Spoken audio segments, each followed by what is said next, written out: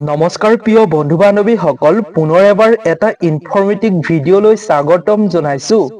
কোটিপতি এজন ব্যক্তিয়ে এগৰাকী দুখীয়া ঘৰৰ ছোৱালীক বিয়া কৰিবলৈ আহিল। এটা সঁচা কাহিনী আজিৰ ভিডিঅ'টোৰ জৰিয়তে আমি আপোনালোকৰ লগত শ্বেয়াৰ কৰিব খুজিছো। হেলিকপ্টাৰত কোটিপতি এজন ল'ৰাই এজনী দুখীয়া ঘৰৰ ছোৱালীক বিয়া কৰিবলৈ আহিছিল আৰু তাৰ পাছত কি হ'ল আপুনি আজিৰ এই ভিডিঅ'টো সম্পূৰ্ণকৈ চালে জানিব পাৰিব। গতিকে আপুনি ভিডিঅ'টো শেষলৈকে চাই থাকিব। হেলিকপ্টাৰত কোটিপতি দৰাজন আহি দুখীয়া ছোৱালীজনীক বিয়া পাতিলে নে নাই, তাৰ পাছৰ অৱস্থাত কি হ'ল, কেনেকুৱা পৰিস্থিতিৰ সন্মুখীন হ'ব লগা হ'ল, এই পৃথিৱীত কেনেকুৱা মানুহ থাকে আপুনি জানিব পাৰিব। সেইবাবে আপুনি যদি ভিডিঅ'টো চাই ভাল পায় তেন্তে আৰু 10 জনৰ লগতো শ্বেয়াৰ কৰিব, যাতে তেওঁলোকেও এই সঁচা কাহিনীটো এবাৰ শুনিব পাৰে। যদি ভিডিঅ'টো চাই ভাল পায় তেন্তে ভিডিঅ'টোত এটা লাইক কৰি এটা সুন্দৰ আপুনি কমেন্ট লিখিবৰ বাবে একেবাৰে নাপাহৰিব। আৰু যদি আপুনি ইনফৰ্মেটিভ ষ্টৰী আৰু কাহিনীসমূহ লগতে যদি আপুনি জ্ঞানবৰ্ধক ভিডিঅ'সমূহ পাই থাকিব বিচাৰে তেন্তে এই চেনেলটো আপুনি ছাবস্ক্ৰাইব কৰি ৰাখিব। তেন্তে আহক আমি কাহিনীটোৰ মাজলৈ আগবাঢ়ো। প্ৰিয় বন্ধু বান্ধৱীসকল, আমি জানো যে এই পৃথিৱীত বহু ধৰণৰ মানুহ আছে। ভগৱানে সকলোকে জুখি চাই, কাৰোবাক দৰিদ্ৰ কৰি দিয়ে আৰু কাৰোবাক বহু ধন টকা পইচা দিও জুখি চাই ভগৱানে। বহু ধন টকা পইচা দিও মানুহক ধনী কৰিও চাই ভগৱানে।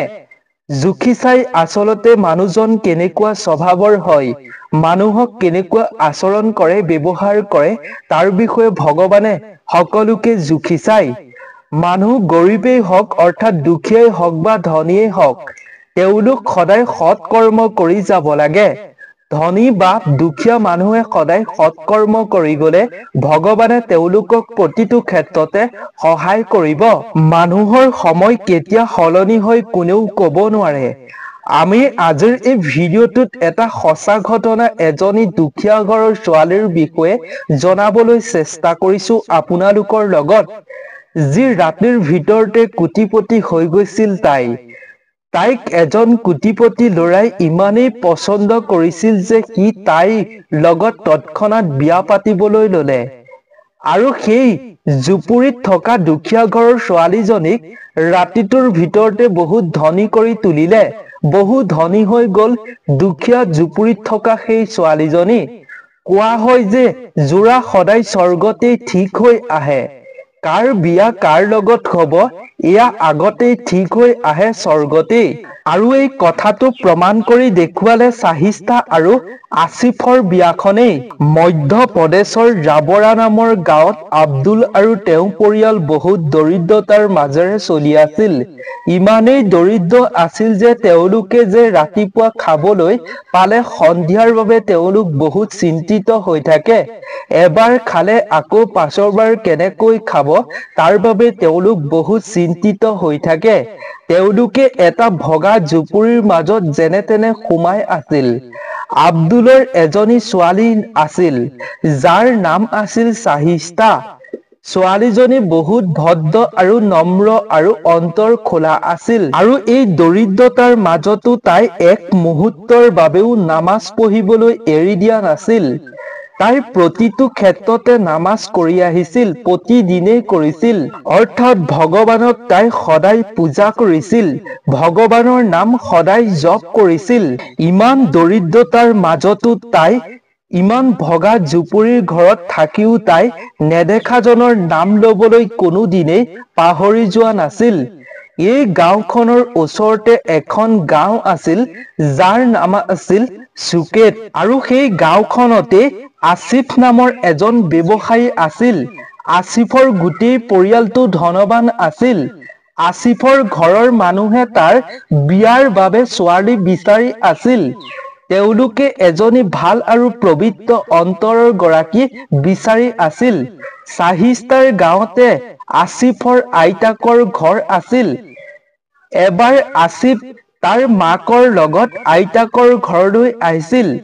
আইতাকৰ ঘৰৰ সন্মুখতে চাহিষ্ঠাৰ গোটেই পৰিয়ালটো এটা ভগা জুপুৰিৰ মাজত সোমাই আছিল। আৰু আসিফৰ মাকে ৰাতিপুৱা নামাজ পঢ়িবলৈ উঠাত অৰ্থাৎ ভগৱানক জপ কৰিবলৈ উঠাত তেওঁ চাদৰ ওপৰৰ পৰা চাহিষ্ঠাক নামাজ পঢ়ি থকা অৰ্থাৎ ভগৱানৰ নাম জপ কৰি থকা দেখা পালে। তেওঁ তাইক ভালদৰে লক্ষ্য কৰিলে আৰু তাই কেনেকৈ শুদ্ধ অন্তৰৰ পৰা ভগৱানৰ নাম জপ কৰিছে তাৰ প্ৰতি লক্ষ্য ৰাখিলে আৰু তাৰ পাছত আসিফৰ মাকে সদায় সেই ছোৱালীজনীক অৰ্থাৎ চাহিষ্ঠাক চাই থাকিবলৈ ললে আৰু তেওঁ তাইক ইমানেই পছন্দ কৰিলে যে তেওঁ এই বিষয়টো আসিফৰ লগত কথা পাতিব বিচাৰিলে আৰু তাৰ পাছত আসিফেও চাহিষ্ঠাক চাবলৈ ললে। তাই ইমানেই নম্ৰ ভদ্ৰ তথা ঈশ্বৰৰ প্ৰতি শ্ৰদ্ধাশীল আছিল যে ২-৩ দিন দেখাৰ পাছতে আফিছে তাইক পছন্দ কৰিলে আৰু তাৰ পাছত আসিফৰ মাকে ঘৰৰ বাকী সদস্যসকলক তেওঁ চাহিষ্ঠাক পছন্দ কৰাৰ কথা ক'লে আৰু লগতে তাইৰ দৰিদ্ৰতা আৰু তাইৰ ভাল গুণবোৰৰ বিষয়েও জনালে।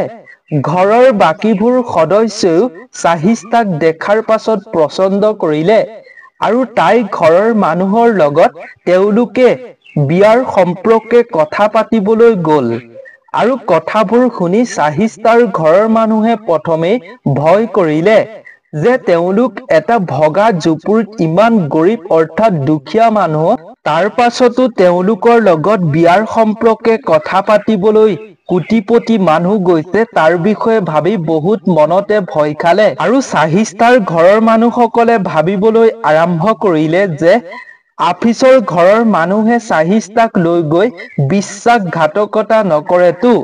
মনলৈ হাজাৰটা ভয় শংকা অহাৰ বাবে চাহিষ্ঠাৰ ঘৰৰ মানুহে এই সম্পৰ্কৰ বাবে মানা কৰি দিলে। তাৰ পিছত আসিফৰ ঘৰৰ মানুহে তেওঁলোকক সকলো কথা বুজাই ক'লে তেওঁলোকৰ ওচৰত ভগৱানে দিয়া সকলো আছে, ধন টকা সন্মান সকলোখিনিয়ে আছে। তেওঁলোকে আসিফৰ বাবে এনে এজনী ছোৱালী বিচাৰি আছিল যাৰ অন্তৰৰ পৰা বহুত ভাল পাব পাৰে আৰু অন্তৰখন বহুত ভাল হয়, নম্ৰ হয় আৰু ঈশ্বৰৰ প্ৰতি ভক্তি থাকে।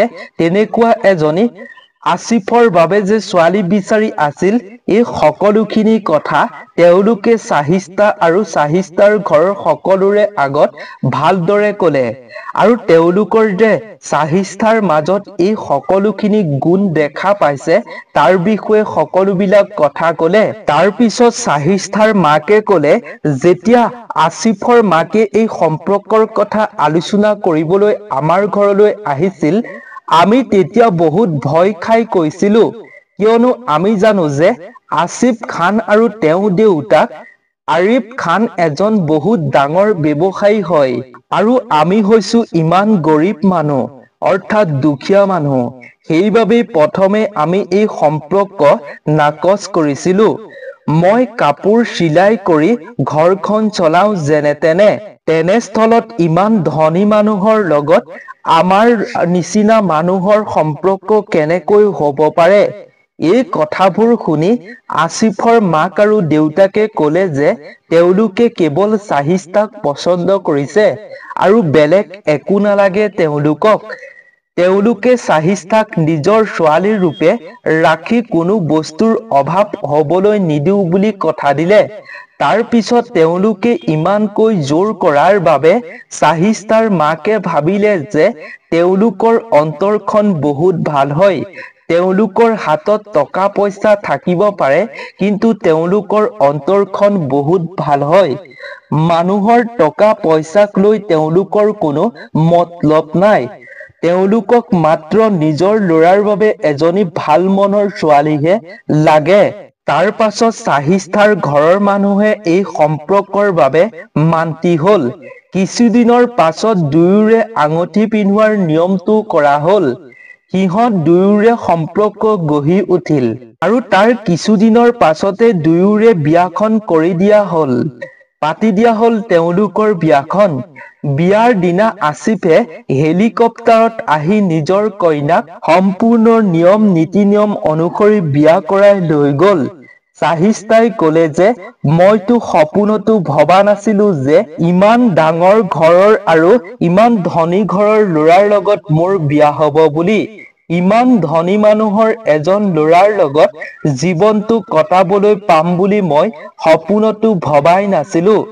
মই মাত্ৰ ওপৰৱালাৰ ওপৰত বিশ্বাস ৰাখিছিলো, ভগৱানৰ ওপৰত মই বিশ্বাস ৰাখিছিলো যে মোৰ পক্ষে যি কৰিব মোৰ ভালৰ বাবেই কৰিব। তাৰ বাবেই মই ভগৱানক সদায় প্ৰাৰ্থনা কৰিছিলো। আৰু আজি তেখেতে অৰ্থাৎ ভগৱানে মোৰ সকলো দুখৰ কথা শুনি মোক সকলো সুখ দিলে। তেখেতে অৰ্থাৎ ভগৱানে মোক নিবিচৰাকৈ পৃথিৱীৰ সকলো সুখ শান্তি দিলে। চাহিষ্ঠাৰ গাঁৱৰ এইটো ঘটনা প্ৰথম আছিল, যেতিয়া দৰাই কইনাক নিবলৈ হেলিকপ্টাৰত আহিছিল। এইবোৰ চাবলৈ বহু দূৰৰ পৰা মানুহ আহিছিল আৰু সকলো মানুহে দেখি আচৰিত হৈছিল যে জুপুৰীত থকা এজনী দুখীয়া ছোৱালীক দৰাই হেলিকপ্টাৰত বিয়া পাতি নিবলৈ আহিছিল। তাকে চাবলৈ সকলো আহিছিল আৰু সকলো আচৰিত হৈছিল। আসিফৰ ঘৰৰ মানুহৰ অন্তৰবোৰ বহুত ভাল আছিল।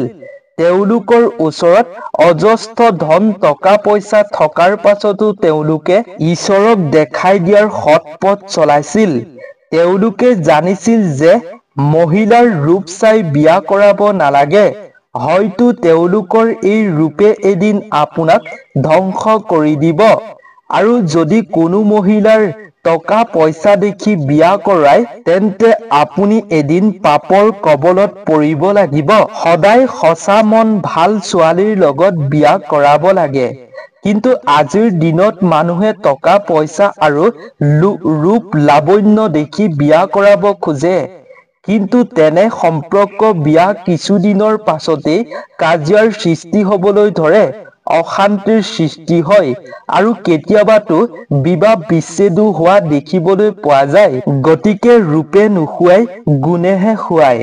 সেইবাবেই আপুনি ৰূপ চাই কেতিয়াও বিয়া কৰাব নালাগে, গুণেহে বিয়া কৰাব লাগে।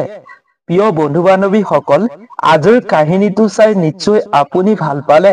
যদি ভাল পালে লাইক কৰিব, কমেণ্ট কৰিব আৰু বন্ধুবৰ্গৰ লগতো শ্বেয়াৰ কৰিব। গতিকে নতুন এটা ইনফৰ্মেটিভ কাহিনীৰ লগত আপোনালোক সকলোকে লগ পাম। আজিৰ ভিডিঅ'টোৰ পৰা বিদায় লৈছো। ধন্যবাদ।